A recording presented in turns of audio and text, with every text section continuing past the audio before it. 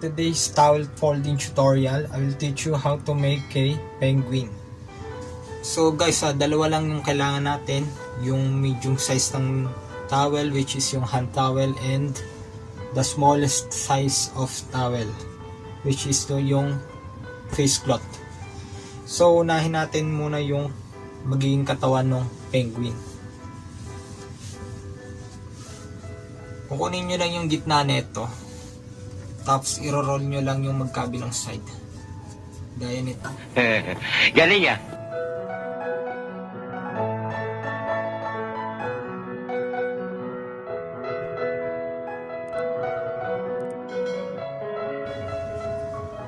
Tapos, kukuha naman tayo ng face cloth para gagawin naman nating kamay.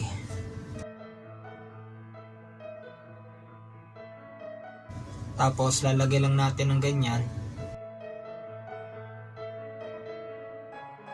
Papatong natin tapos i-roll natin.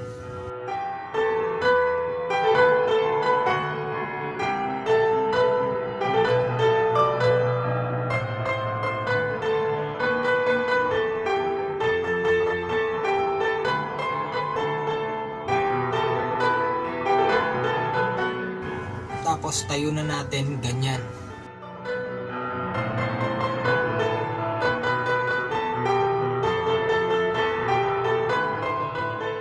Ito yung magiging ulo.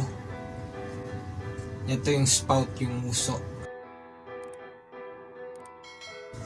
Tapos ito yung magkabilang kamay. Wow! Tapos ang mga paa. Galing ya. Yan. Mukhang penguin na ba guys? So cute! Napakadali lang, di ba guys?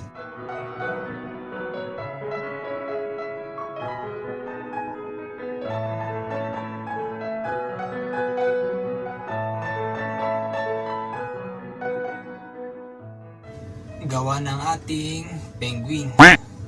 Tatayo lang natin ng ganyan.